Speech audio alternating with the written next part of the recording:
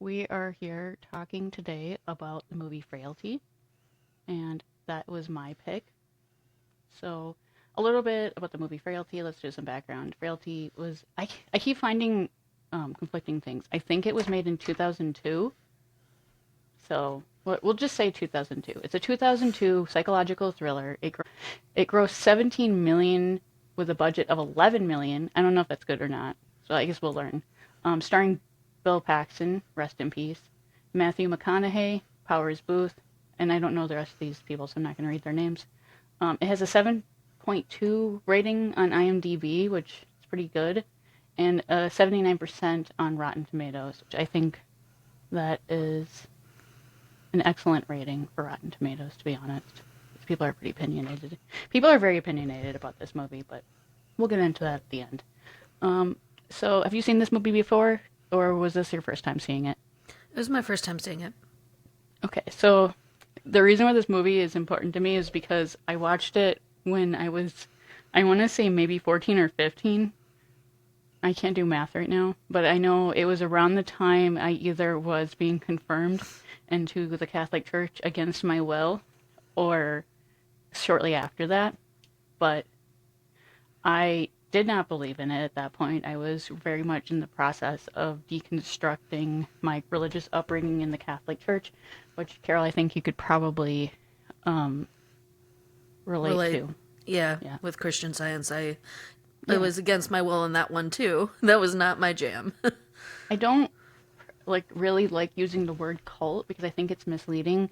So what I've seen people using is high control religion, because like a cult has this idea that there's a central leader that has a belief that a bunch of other people follow, and while that can be an aspect of a high control religion, I think it just blanket covers a lot more different types of religious Severity. belief.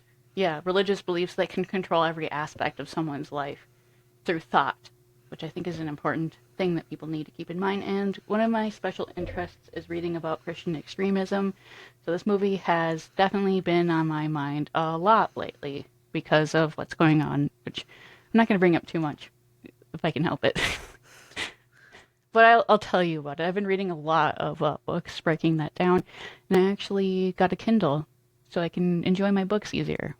So I'm really excited about that. Anyways, yeah, that's why I chose this movie, is just because of questioning my religion, and I think it helped me deconstruct it a lot, and I'll explain as we go through it. Okay, so this movie is set in a small town in Texas in 1979. A man named Fenton Meeks walks into the FBI to report his brother Adam, who he says is the God's Hand killer, which is a serial killer. Little side note, I found out that Bill Paxton actually loosely based this off of an actual serial killer, which I find absolutely fascinating, um, who brought his son to some of the murders he committed. He was 12. Do we know who the serial killer is that he Yeah, based it off I of? wrote it down somewhere in my notes. Hold on. It was, you know what? I can't find it in here now. I know I wrote it down last night. Joseph Calendar. There's a last podcast episode about him that's really good, but it is quite, I want to say it's quite, like, gory and disturbing. A lot like this movie. I think this is one of the most disturbing psychological thrillers just because of how it ended. And a lot of people don't get it, but I think if you're brought up in a high control religion, you can relate to it a lot more of how scary it is at the end. So, okay.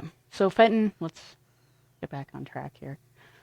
Fenton comes into the FBI office to report that his brother is the God's Hand killer and that he made a promise to him to return him to the Rose Garden in Thurmond after he killed himself.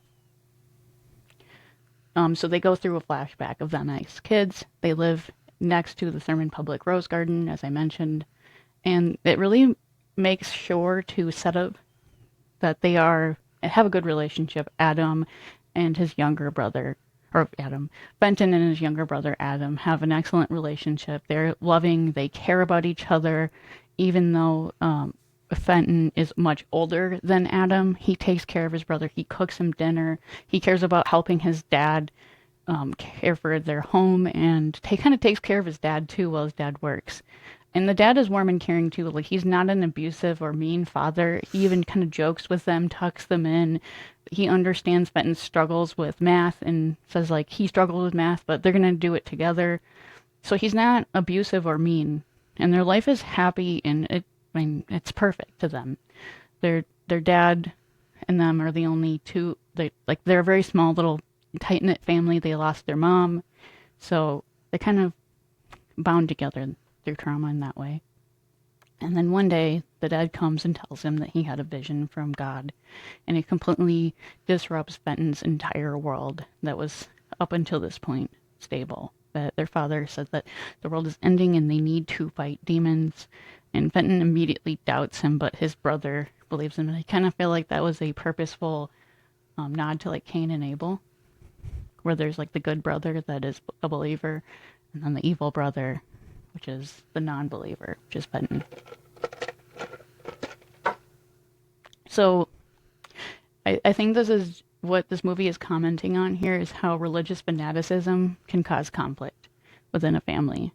And that definitely resonated with me as a child, how my sister and I started doubting our Catholic faith at around the same time and didn't want to go to church anymore or participate in that because we didn't believe in it.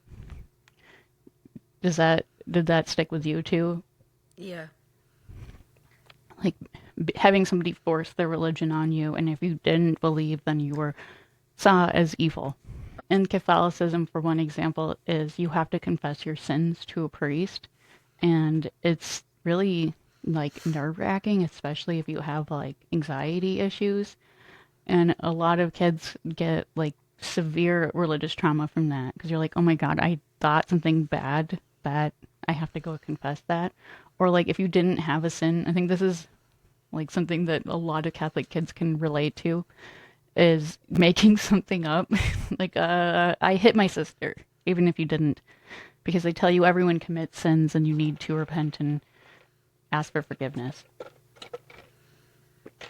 Okay, so Fenton has a really hard time adjusting to his new life. He feels like it was a dream, but then his dad starts talking about it again, and he brings home the axe, the tools that he needs to fight demons, an axe, gloves, and a pipe. And they're kind of waiting for this list that the angel is going to give him, and the angel gives him a list of 7 demons.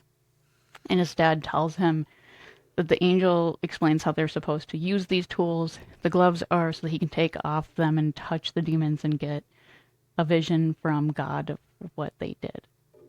So then Adam comes out with his own list and starts telling him about the people that God wants him to kill. But then he explains to Adam that his list are people and that killing people are wrong and killing demons is right because God tells them to. And anyways, I think it's really getting at this philosophical question of if God commands something, therefore it is good. Have you heard of the Euthyphro complex? No, I have not. It's a dilemma where if God commands something, is something good because God commands it, or does God command what is good? And either way, it's a paradox. So if God commands something, like tells you to rape and kill people, and that's good, then there really isn't an objective morality. There's objective morality. It's saying that it's something good because God commands it, and that there's no like moral reasoning that's needed. If God only commands what is good, then that means that goodness is above God. There is already a moral law that God is below. So We I don't need think him. Christian Science ran into a lot of this, in my humble opinion, because like you were exempt from health class, like depending on how like orthodox it was. Religion versus law was the thing because of medication and medical treatment was not. It was frowned upon.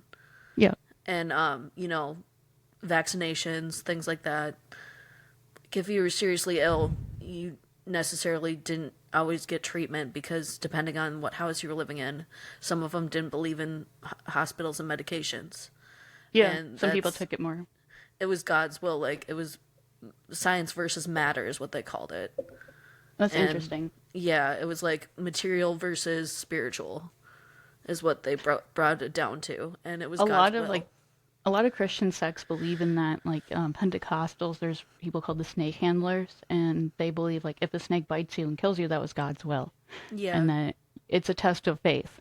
Like if you don't do it, then God will punish you. this is more like God is all powerful, and medicine is just, yeah. Anyways, It's good because God wills it. If a little baby dies because you didn't bring yeah. him to the hospital, well, Or you didn't pray hard enough. exactly. Yeah. There's a book I need you to read called The Well-Trained Wife, and that is a big part. There's a girl whose mom dies of cancer, and they're like, well, it was God's will. We just didn't pray hard enough. Yeah. They're very insensitive also to loss and grief in some ways. I Yep, remember when I was 6, when my mom died, they told me I was selfish for wanting her back. that's And fucked up. yeah, because I was like, I want my mom back. Everybody else has their mom. They're like, well, it was God's will. I'm like, well, I want my mom. And they're like, well, you're just being selfish. Yep, So, like, you that tell was something that a was in that Sunday book school too. teacher telling a 6-year-old that's not, that stuck Yeah, with that's me. religious trauma. That's when Oh, I started to, like, question everything. I question my faith at 6. yeah, definitely you should read that book because like, oh my, like that is so evil that they Yeah. that's not an uncommon thing, like across different types of Christianity. But yeah, like we can ask God to do something, and if He doesn't want to, well, then that's automatically right. Yeah. I think that's what this movie is really getting at the heart of. So okay, so Fenton start arguing over Fenton and Adam. Their relationship starts becoming strained because Adam is a true believer, and Fenton doubts his father. He says he's crazy. And I think that's kind of the seed it plants in the audience too, is that their dad is having a psychotic break. Like he's believes that he is a hand of God and he's really not, obviously. Like that's what a normal person would think. So they come home and their dad comes home late one day and he's got a woman tied up and he said God has commanded him to kill her. And anyways, then it flashes to the present where Fenton, or who we believe is Fenton, explains to Doyle that his dad didn't believe that he killed a woman, but he killed a demon who committed sins. And I noticed something about how this movie handles morality is that people are like created as automatically evil. For instance, Fenton is automatically evil and a demon because he does not like believe. They have no free will to be good. They're just automatically bad.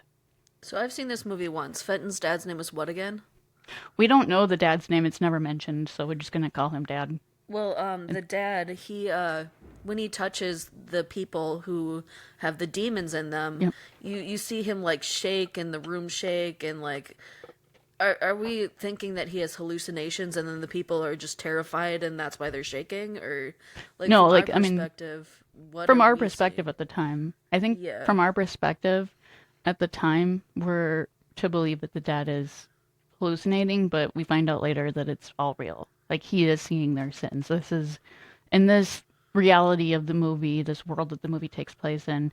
There's a God that wants people to murder others extrajudicially. I can't say that word today.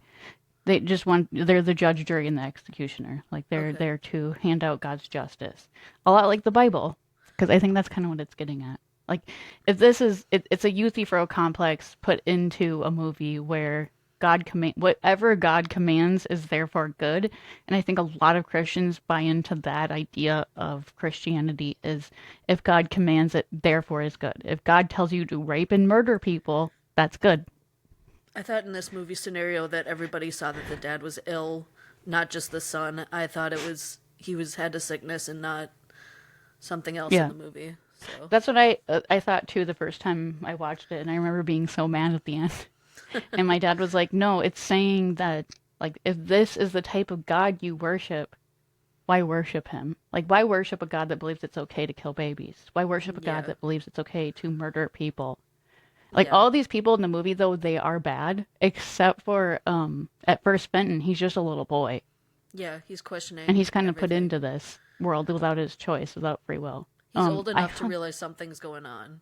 yep, and he's trapped in this hellhole. But he's trapped because his brother doesn't want to go with him, and his brother is really Yep. young, and he doesn't want to leave his brother He alone. needs to protect him, which is a Yeah. good thing. That should be the right thing to do, you know? I think it's kind of like two sides of that. Like Adam represents that side of the UFO complex, whereas Fenton doesn't. He doesn't like this God, Well, that there is a goodness beyond God. it's also a abuse thing for like a lot of people who don't report abuse as kids. They don't want Yeah. to be separated from their siblings. Yep. They want to make sure they're safe. Yeah, they So feel responsible, and I think that his sort of parentification, even though it's not really depicted as something bad, it's just something that is like the reality because the dad is a single father that has to work, yeah. and at Fenton being the older brother has to sort of pick up the slack and be a parent Yeah, you to see him his. cooking, you see him doing the dishes, you see him taking care of Yep. his brother. So, It kind of puts him into a really bad situation, even though the dad isn't like depicted as a bad father. He's kind of shown to be like a good and caring dad as much as he can be. So I found interesting is they're watching this show called Davy and Goliath, and it's like a Christian show for kids. And the cartoon is about God giving people free will, and then God doesn't make anyone do anything, that they all have free will. So the father actually has a choice in this not to kill demons. And there was a little bit of foreshadowing I picked up when the boys are walking home and Fenton avoids the rose garden. And we are to believe that Fenton avoids the rose garden because, you know, his father murdered people and buried them there. yeah. But it's actually because he's a demon and he wants to avoid it. Oh, I didn't pick up on that. I mean, I watched this movie so many times because it's something I saw as a kid. But so Fenton is told that it's his first, like, it's his time to take part in the murders. Really gets kind of at that circular I told you about earlier, and he helps him lure an old man for his father to kill. And he tries to, he's really remorseful about it. Like he starts crying. He doesn't want to do it. And after the father kills the old man, Fenton tells the old man, his father tells him that the old man was a murderer and killed babies, and was like, "You can't see this." And he's like, "No." I feel like there's a But point where he Adam, almost went catatonic for a little bit. but Fenton, yeah. Like, or in shock, like overnight. So they're told that. So Fenton and Adam start talking again, and he wants them to run away.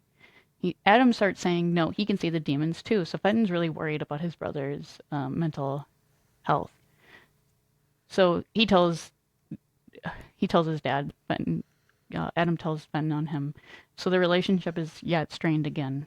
But like I think Fenton still feels like he needs to protect his brother, even though his brother tattled on him. Like he's still mad at him, but I think like he still loves him. So the dad tells Fenton that the angel told him something, but he doesn't want to believe it. He wants to prove the angel wrong. So he is to dig a hole for a cellar and to pray while he does it. Fenton dug the hole, but he refuses to pray, saying he hated it, he hated God, he knew what he was doing was wrong. Later, the dad shows Fenton concern about digging the hole and gives him some medicine for his hands to show like he's still a caring father, even though this abusive God is putting this on them. They finish the cellar, and one thing I found really interesting is the dad says something, "You guys did a good job," and Fenton says, "No, I only did as I was told." Which I found that fascinating. Is like, if goodness is only being told, doing as you're told, is that really goodness? Is that really morality? It's a very black and white way of thinking, and a poor way of thinking of morality is just doing what an authority figure tells you what to do. Or also, like in religion, when kids grow up, they believe what they're told. Like Yeah. they just like, and some people are like, well, this is how I was raised. Yep. It's similar Like to that. I saw this movie at such a formative time where I started questioning that. Like just because an adult tells you to do something, or an authority figure, does not make it automatically moral. And then that's a really important time to realize that. So Fenton runs away as the father brings home another demon, and comes home to find that the man. Well, hold on. The sheriff doesn't believe him. Tries to call the father. He's like, "No, I can prove it." So they come to their home and find that the man is gone. And the sheriff starts to leave, but the dad kills him. I really don't think the dad had to kill him there. Like, I And don't he think implies that that it's on Fenton's shoulders too, yep, he which is blames really Fenton gut for wrenching. his actions. He chose to kill that man because it was already something that was established by that cartoon that there is free will and no choice. And the dad chose to kill the sheriff who was innocent by his own words that he was a man. And the He's like, interesting "Look what you thing, made me do." Like someone the pointed, dad like really guilts him heavily. yeah, he's like, you made me do this instead of, you have free will to decide to kill the sheriff. You could have just not do it. If God was really looking out for them when he stopped the sheriff from, I don't know, throwing him in prison.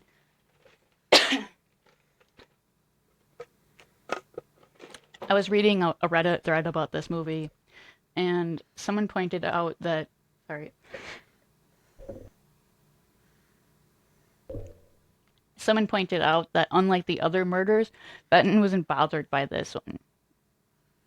He wasn't crying when the sheriff was murdered. He just kind of seems to be angry. Anyways, Benton and his father argue over the sheriff's death, and the father raises his axe as if to kill Fenton, but stops short of doing it. Later on, he reveals to Fenton that the angel told him that Fenton is a demon, and he puts him into the cellar and forces him to pray until he is let out. And Fenton stays in there. Like, this was the hardest part of the movie for me to watch because it's Me too. incredibly abusive. And it's just so much more heartbreaking to watch somebody who was a warm and before this all happened, a good father torture his son like this, even though he like genuinely cares about him, but he's just listening to what like this God tells him to do. So, Fenton oh, doesn't break though. yeah, he doesn't. He lies. He Yeah. tells him he saw God. Adam is jealous and is like, "Well, I want to see God too. All I get to see are demons," which is a really interesting like aspect is that Ben, well, he's lying. He didn't see God, but he tells them that he saw God, and Adam's like, "I only get to see demons. That's not fair." Anyways, a week later, his first demon is to be this man named Brad White. I'm sorry, this scene was so funny to me. We like see Brad, and he's like this evil-looking man because he's got like a crew cut, and he just like acts really sleazy. Like he yells at his wife, he's like, "Shh, mind your own business, you stupid bitch." Like like how they immediately set up like he's evil because he's mean to his wife. He's like, "Women." So, anyways, they get in a little fight with Brad. Brad, what a terrible name for a That's demon. because Fenton sets up his dad. Yeah, he does. They take Brad to the cellar, and Fenton's supposed to kill him, but instead he kills his father. And while he's trying to save Brad, Adam turns around and kills him. So we flash back to the current day where Doyle and Fenton are talking to each other, and he just said that they buried his father in the rose garden and then told the sheriff. They must have told a different sheriff because they killed that first one. That their dad didn't come home one day. Why weren't they looking for the sheriff though? Like, how did that go unsolved? Anyways, there's some plot holes in this movie. Yeah, well, the biggest plot hole for me is in the beginning when we're not gonna say who or what, but like you see them at the you see Fenton supposedly Yeah, in the police office, but the inspector goes with him to the rose garden alone yeah, at night in stupid. the dark when it's an open investigation. Well, see, So he's a demon and he's dumb. I know you said that you had an issue with that part of the movie. I did. I was like, really, really. It's always the stupid like I love horror and thrillers when people make stupid decisions. Like, why are you going with him? He's going to kill you.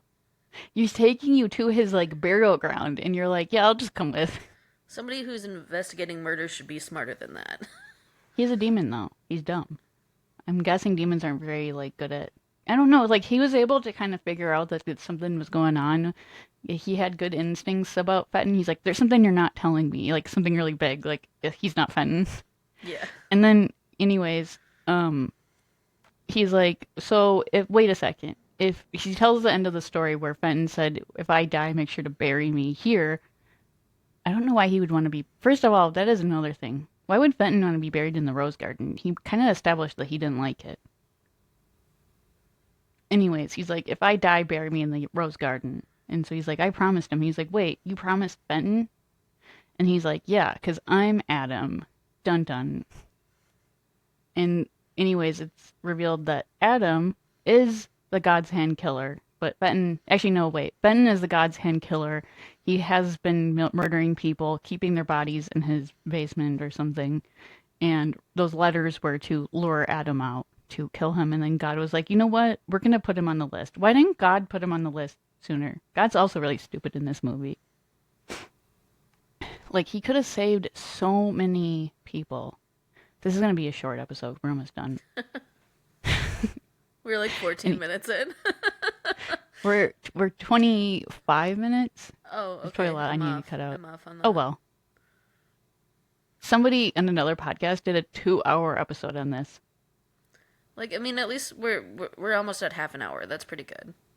Yeah. I want to, like, try to keep our episodes at an hour. You want to keep them about an hour? Yeah. But I guess it's our podcast. We can decide how long we want to keep it. Okay. So that's when the really dumb FBI agent. How's this guy become an FBI agent, first of all? Like, he finally is like, wait a minute, you're Adam. Like, duh. Well, How would that demon. make any He's sense? Stupid, like you said. And then he's like, Fenton was a demon and he couldn't see the truth. So when the father kills people, he puts his hand on them and was actually able to see all of their sins. And Adam was able to see it too. So it's like revealed that the old man did kill little girls, like shows him in the car, dragging, like giving the little girl an ice cream cone. And then we know she's dead because she's got one chew on. There's a theory that if somebody has one chew off, that means they're dead. It's a Reddit theory. If someone goes flying and their shoes are both gone, they're dead. So when the inspector is, when the inspector bites it, you find out he's also a demon. Yeah, you find out that the mother, that the foreshadowing, where Adam, not Fenton, because we find out this is actually Adam we've been seeing the whole time, was talking about his mother, that he knew that he had killed her. But like, how did he? Wait a second. Here's a plot hole. How did he know that the FBI agent? How did he know that Doyle killed his mom if he hadn't laid hands on him yet? I thought he said he had put his hand on his shoulder or something earlier. Oh, maybe he did, and he saw it. It was just discreet. So he just like tapped him and like absorbed the truth or something. Yeah. So, okay. The Doyle was on his list. Adam was on his list before, but like I said, like Adam being on his list, like why didn't, or sorry, Adam. Fenton was on his list. Adam's it got really confusing at the end. Even the police officer's like, Adam, Fenton, whoever the fuck you are. So the movie ends with the other FBI agent talking to him about how Doyle went missing, and he puts his hand on him and realizes that he's a good man. And then the dispatcher that had talked to Doyle previously about Adam Fenton stealing the ambulance was his wife. And she's like, God is good. Isn't Adam an officer now? Yeah, he's a sheriff or something. Which is very scary. Yeah, even more scary. Like, he decides what's just. That was the scariest thing besides the cellar for me. We need a sequel to Frailty. This Matthew McConaughey being a police officer and also a serial killer. Why is nobody figuring this out? That Matthew McConaughey is a serial killer. Okay, so a lot of people have a really big problem with the twist at the end. They said it was a cheap twist because the movie has to lie to you. And I feel like that's a common trope with twists, is unreliable narrator, right? Yeah.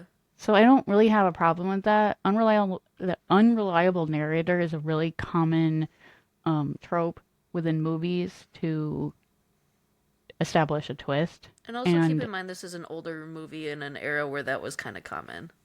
You're right. There's a lot of 2000 era movies where like they're like, we need to have every thriller needs to have a twist, or like what's the point of reading it? That's my favorite one of my favorite series.